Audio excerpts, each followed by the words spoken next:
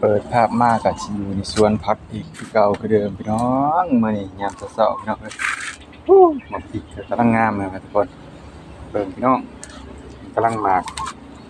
กขากะเลนะโอ้ตัวหมากถั่วก็กำลังดอกนะทุกคนยามเช้าๆก็สิประมาณนี้แหละพี่น้องเบิ่งพี่น้องทั่วทางบ่าวซ้อนก็ได้พี่น้องนี่ปลูกไว้พี่น้องบ่ได้ตำเลยเด้ตำ2-3 รอบเลยนะทุกคน มาเบดส่วนหน่อยอีกคือเก่าคือเดิมพี่น้องมายามเช้าๆพี่น้องเอ้ยบรรยากาศกระแดดกำลังสิออกนะพี่น้องก็ดื่มกับทักทายสบายดีสุขุสุขคนเด้อมื้อนี้มาพบมาพ้อกันพี่น้อง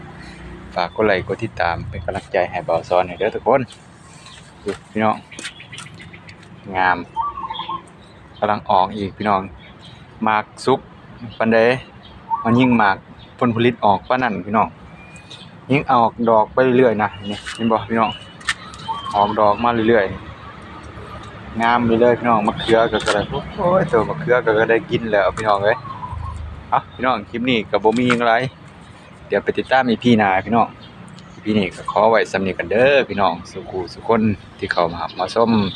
ขอบคุณหมู่เพื่อนทุกท่านที่เข้ามาเป็นกำลังใจให้บ่าวสอนเด้อทุกคนยามเช้าๆบ่าวสอนก็สิมาอัปเดตแล้วก็สิไปเฮ็ดงานน่ะพี่น้องโอเคพี่น้อง